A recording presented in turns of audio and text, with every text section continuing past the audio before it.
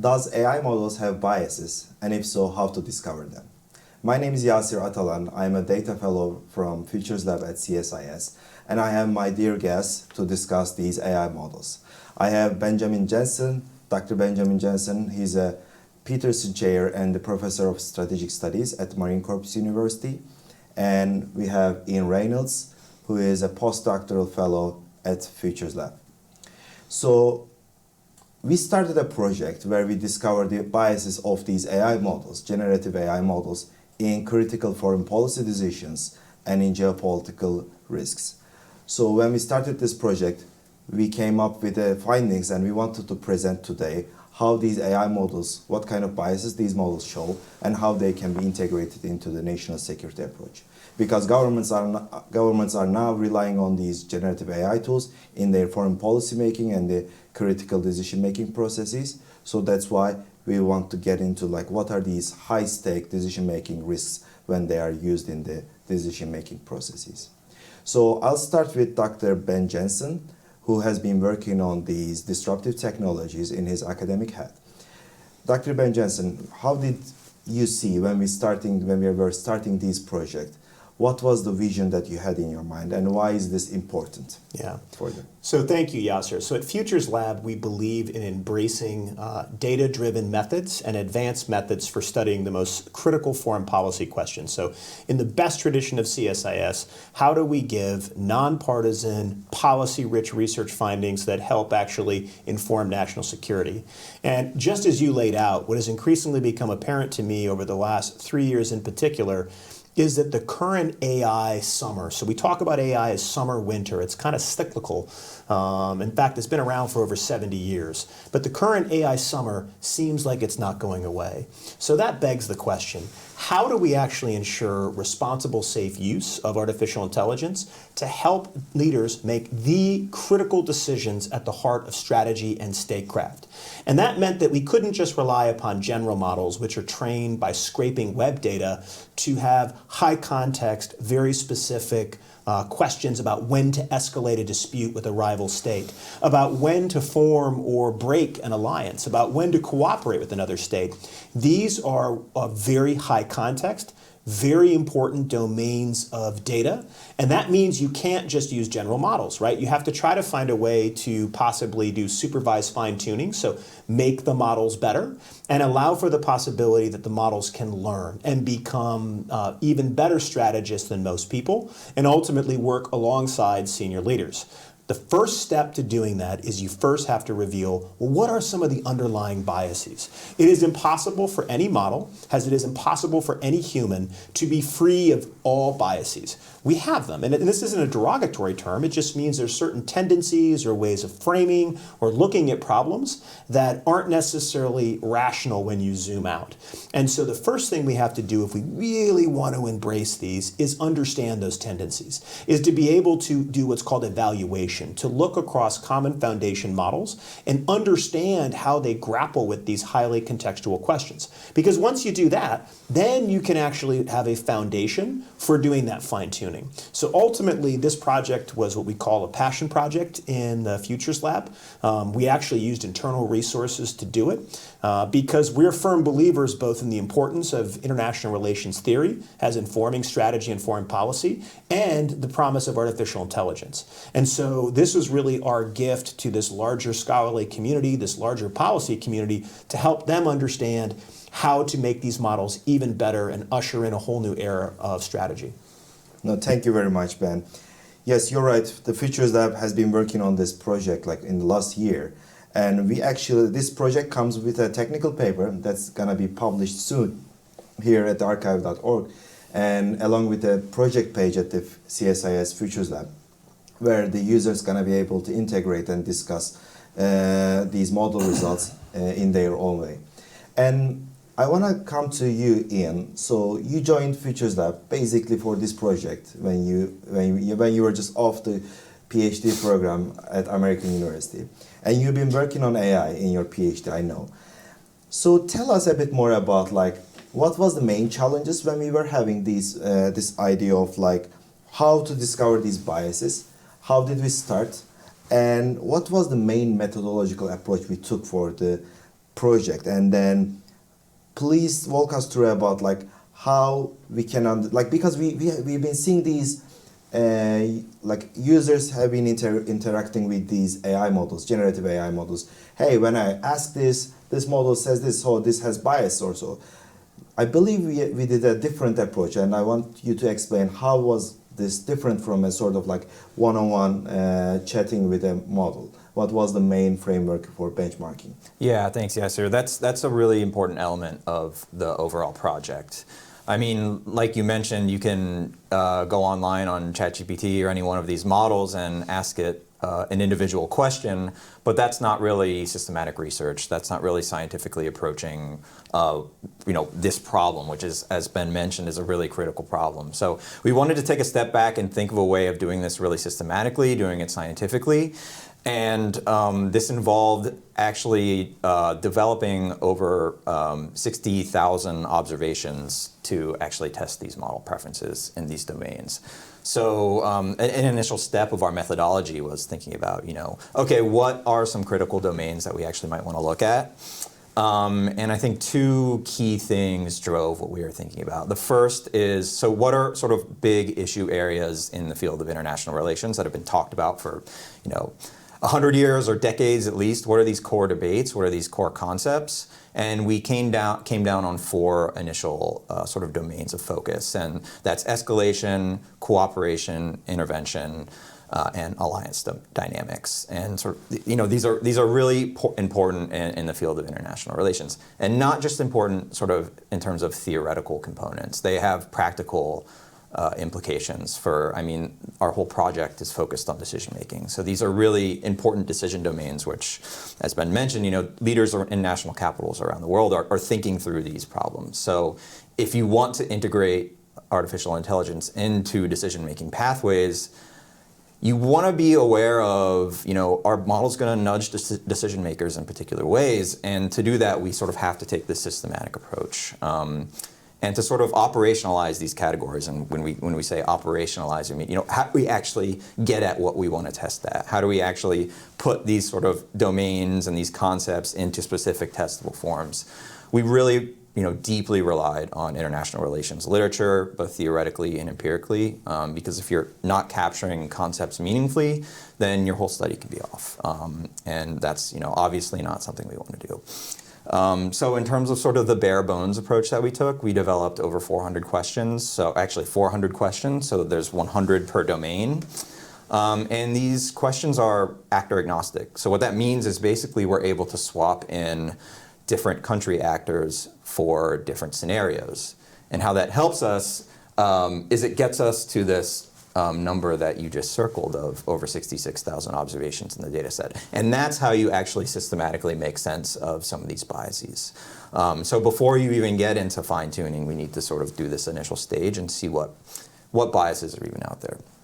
And I think sort of an important thing for people who might be wondering, what does this even look like, is to walk through a scenario example. And I won't read through it all, but as you see here, the sort of actor is agnostic, so we can swap out different country actors. And this specifically pertains to escalation in a border dispute. So, does the state that we're testing want to take an escalatory action? Do they want to, as you can see in the escalatory response, quickly surge military forces into the area? Can I ask a question? Of course, sure. So this specific scenario has these two options, and then I read the paper, I know the paper, so we have the three option versions. Yeah. So can you explain more about what was the main division between the responses and how the model understood that, so that how did it answer that? And specifically in other domains of decision making as well. Yeah, definitely. That's a great question. So we took a sort of multi-pronged approach here, depending on the domain.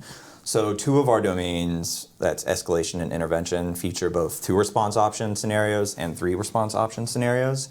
And the idea between adding that third response is to sort of give models a Goldilocks option. Do models, are they always sort of picking that middle, non-escalatory but not doing anything? Are they really sort of biased towards taking the middle option? Or are certain models more prevalent to, sort of doing a binary approach? And I think, as we'll talk about later, we see some very interesting differences in the model output and the model recommendations when we do introduce those 3 response scenarios. No, you're right. And so I remember that when you were doing the operationalization, you relied on the international relations literature. Like, for instance, in the escalation one, could you explain how were these escalation responses were coded in the operationalization? Yeah, definitely. So, we didn't want to be just making things up. And we wanted to really base what we were doing in international relations literature. So, for example, within the escalation domain, we relied on this very well-known data set called MID, Militarized Interstate Disputes, and sort of leveraged some of those categories within that long-used data set to help us build our own operationalized action categories. So we take 4 from that specific data set, but that sort of approach really helps us get at not making things up, doing this systematically and doing this scientifically. This isn't just a bunch of people sitting in a room asking ChatGPT what it thinks. There's a real sort of methodological approach and rigorous approach to what we did. Thank you very much. One last question. So actor A and actor B. So in all of these scenario IDs, we have these 2 actors, which are states in our case, and they're interacting over a crisis scenario. And how did we nominate country actors to these what are these qualified actors for these question sets? Did we just come up with sort of random, or what was the main approach? Yeah, so we wanted to identify 5 initial qualified actors, and what we mean by qualified actor here is essentially the state that the model is giving a recommendation to based on the scenario. And we picked the United States, the UK, China, Russia, and India. And essentially we wanted to sort of represent the traditional great powers, or the great powers as we might think about them today.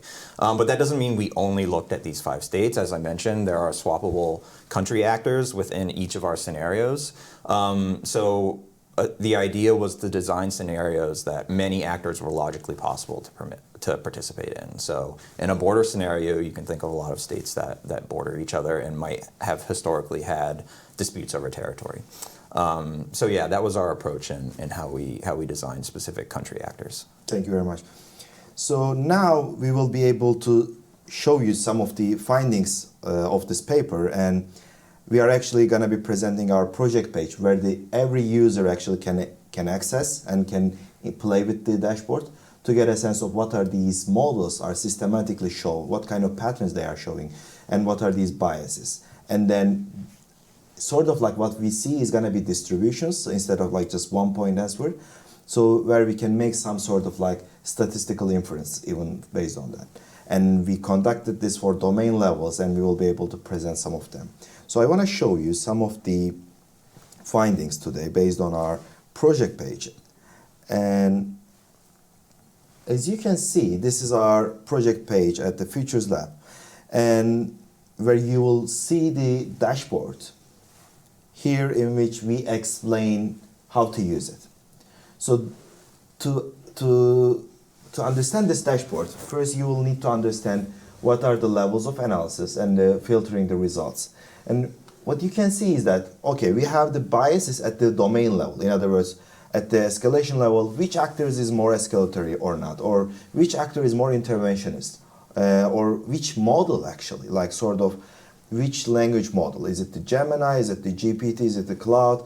Seeing what are the language models biases specifically in these domains. And then similarly, we have these country level variation where we see okay, among these qualified actors, are the United States, UK, are they more pacifist in a crisis scenario or not? Or China, Russia, or other actors, are these more escalatory or not? To be able to see that, we have 2 different variations. And today you will be able to see some of them, and we will be able to show you some of the pre-designed plots, but you will be able to interact with all of them. And then what you are going to see is that you have presets. So we created 3 presets plots where we picked up one of the interesting ones and where the users can just see those already created plots without getting into the interaction, so that they can move on if they understand the main intuition of this paper. So we will start with one of these presets, and then I will show you how to actually choose domains and what are the interesting findings of this paper. So what we see here is when we select the first model, which is the preset 1, we ask which model is more escalatory. As you can see, we are clicking on the preset 1, and then it will show you our response rates. And we specifically chose the escalation 2 choice right now, but we will be able to see the differences as well. Here on the bottom, you will be able to see different language models like Cloud, GPT, Gemini, Llama model with different parameters, and Mistral and Qwen 2. As you can see, they have two options. One of them is escalatory, one of them is non-escalatory. And in our case, it is these blue ones are the actually in the no use of force one. These are the peaceful attempts, and the yellow ones are the use of force. So in other words, in a crisis scenarios where Ian showed us, these models were asked, okay, in this given crisis scenario, what should the qualified actor do? And then we get a distribution of the responses, and what you are seeing is the distributions. And as you can see, we have very interesting findings. First off, Cloud and GPT, these models are actually known for their sort of more safeguard approach, and they show quite a pacifist, like less escalatory response options. As you can see, their response options are very limited, below 20%. Versus in the Gemini, Llama 8B model and the Qwen 2 model, the Chinese model, they show more escalation compared to these Cloud and GPT. As you can see, these differences are actually, you will be able to see in the paper, are statistically significantly different. In other words, these Gemini, Llama, and Qwen 2 model, across the scenarios, when we plot them, their escalation level is statistically higher than the Cloud and GPT models. So this tells us something. Basically, these models don't have sort of like standard level of biases when approaching the critical decision making. They are also approaching in a different patterns. Some models, for example, the Llama 8B model, which is the small parameter models, Llama 3.1, the 8B models, is showing quite escalatory response. And then the reason which is important that when they are integrated into the decision-making process, where there is not much sort of like data options, where server options are limited, these small models are going to be used. And then off-the-shelf usage of these models can actually skew quite the policy analysis when the critical decision makers are integrating with them. And then we have some other interesting results too that I want to show you today. This is one of the interesting one, which is China. So we asked the model, is China recommended more escalatory responses basically? And in the same domain with the two-choice model, we see a difference, as you can see. All of these bars are showing the China responses, where the blue is the no use of force, where the yellow is the use of force. And as you can see again, Cloud and GPT is recommending very limited escalatory options compared to the China, which is actually compared to the Gemini model. And in the Gemini model, as you will be able to see, almost around the 40% of the responses are escalatory. So for even the actor levels, these models are showing certain parameters. And then at the cooperation one, I want to quickly go over it. And I want to show you here in the pick domain part, you will be able to select different domains to get a sense of like what different responses in different domains. And here in the response distributions, for the cooperation level, what we see is the more likely like similar levels of responses in terms of their cooperative behavior. And all models are in a very cooperative behavior, showing like over 80% cooperative responses. And I want to show one more plot before going into the policy implications of this, because I think this is also interesting. So I just wanted to open this like three-choice escalation model. Instead of the two-choice one, we have now the threat of worse option, as Ian mentioned, the Goldilocks option.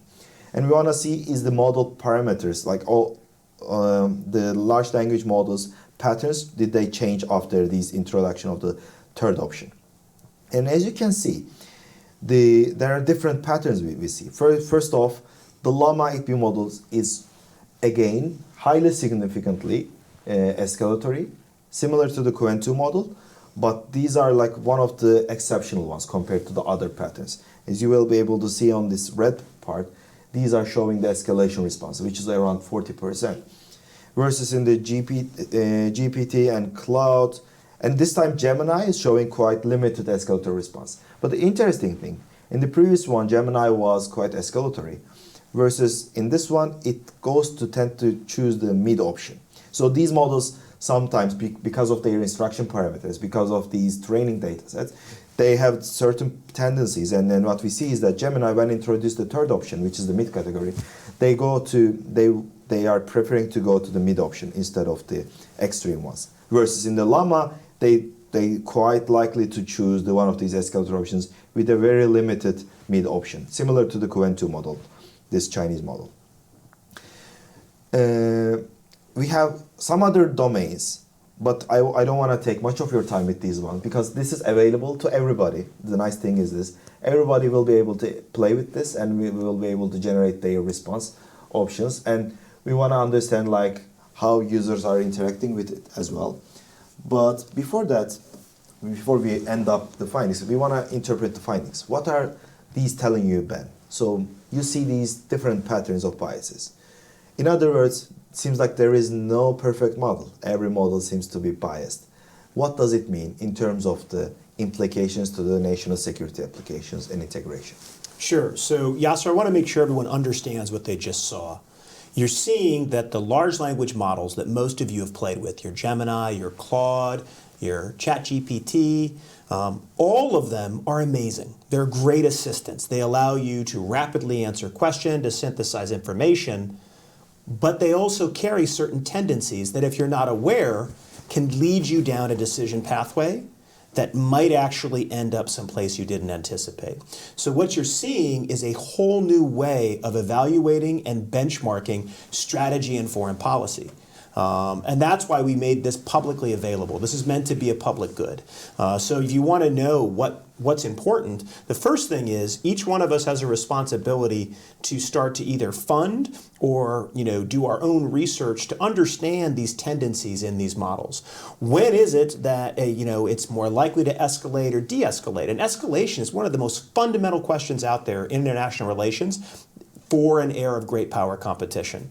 Every time there's a standoff in the Asia Pacific or the risk of a conflict spilling over beyond Ukraine, that means there's a question in national capitals about whether or not to escalate. Do I show force? Do I actually take limited military options? So these questions are extremely important.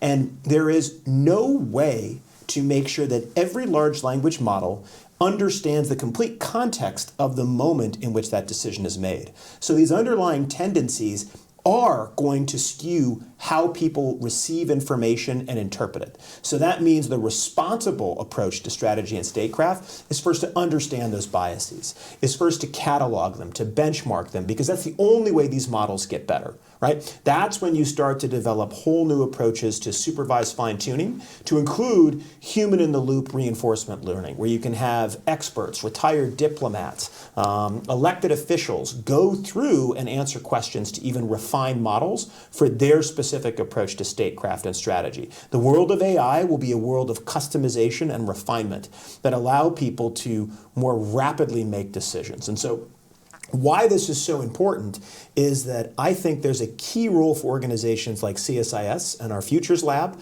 to help with this benchmarking, right? We view this as open and accessible, whether you're in government or you're in a nonprofit that's concerned about what your government's doing. And most importantly, if you're an AI researcher, all of us have to work together to make the models better. And the models they want to get better, right? It's not like it's our responsibility, right? There's always humans in the lines of code in the decisions that we made previously. So what we hope comes out of this first and foremost is a larger kind of community of research and practice to benchmark and refine AI models as they're used in geopolitics. Full stop, right? And that doesn't mean that, we think these models will always be used for good or bad. I mean, those are just questions of strategy. But we think that we at least owe people who are going to be in the seat, have to make the difficult decision, the best possible technology, and technology that is done, that users like us and research communities like us have done the most to remove any underlying tendencies that could skew it. Number two, I think that same research program needs to really start thinking about new concepts like agentic warfare. What does it look like when everyone on a national security council weighing the latest crisis has their own digital assistant?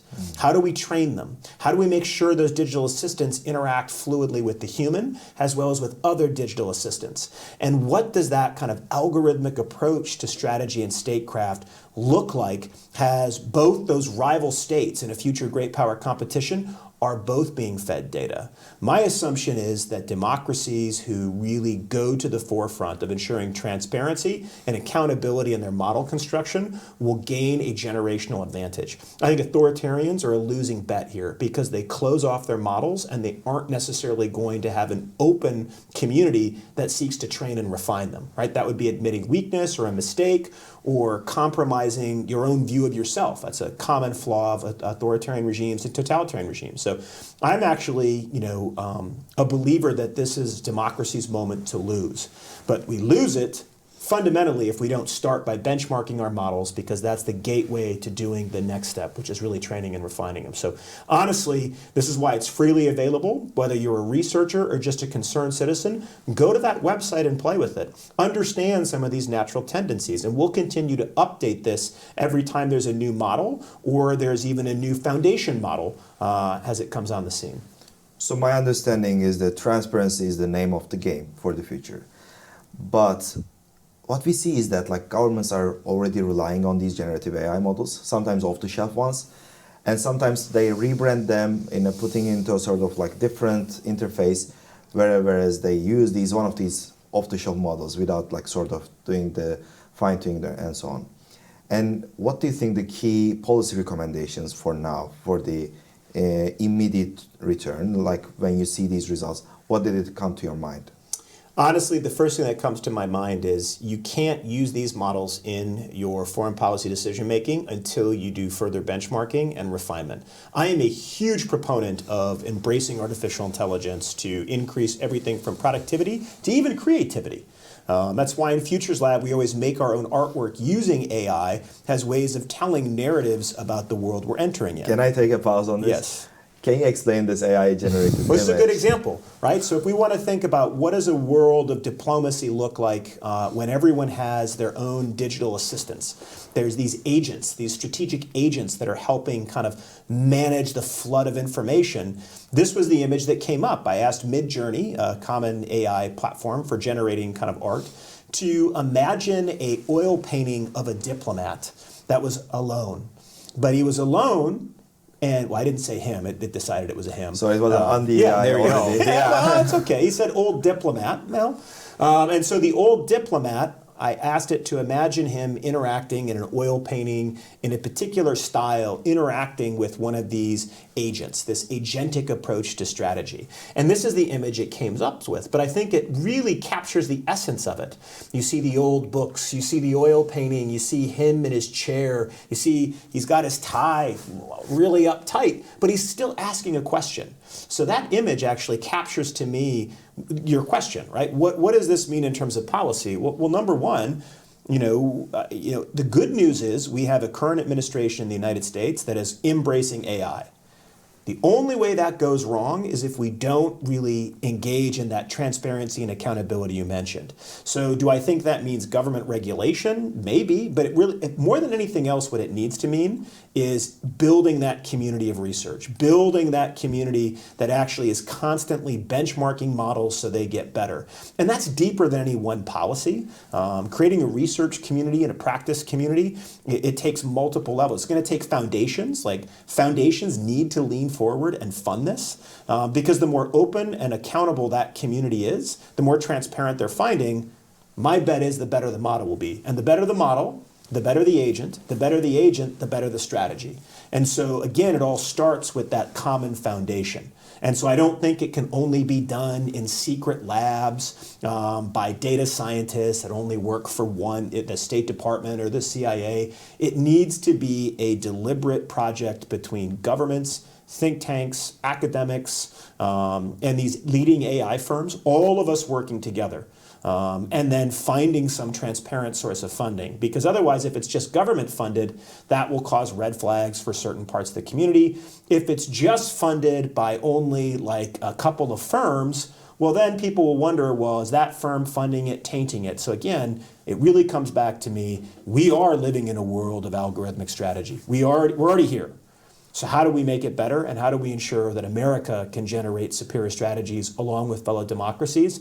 Then authoritarians are using this. And I think it starts with projects like this. Thank you very much, Ben. So I want to first thank you guys, because not every day you guys work on your passion projects, and this was one of them for sure. And what we saw from the beginning, that there is no imperfect model. There is no perfect model. There is no unbiased model. In other words, like we were saying, that large language models are what we make of them.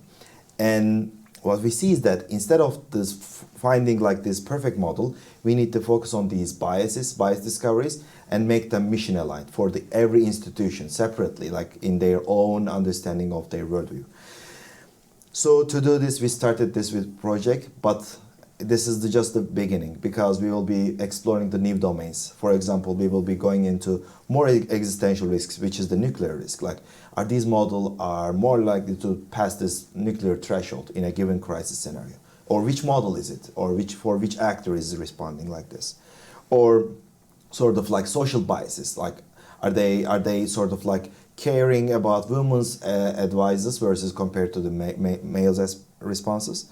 Similar to the post-colonial bias towards like Africa, what kind of recommendations are they making? So these are the questions that we will be handling in the next couple of years. And then the next step is gonna be looking at what are the supervised fine-tuning approach of like how to basically make these models more mission aligned. And the last part, which is I think the most important one, these AI models are never gonna be sole decision makers in these critical decision making process. Instead, they're gonna be integrated into the humans, and sort of AI-human interaction is gonna be the end game. And then the key thing is that not the bias of these models, but how these models are actually securing the policy analysis of human. So to do this, we will be doing several like crisis simulations using like different treatment options with different AI models to get sort of like more statistical inferences based on that. Thank you for listening us, and I hope that all of you and every one of you enjoyed the dashboard and the project that we launched today.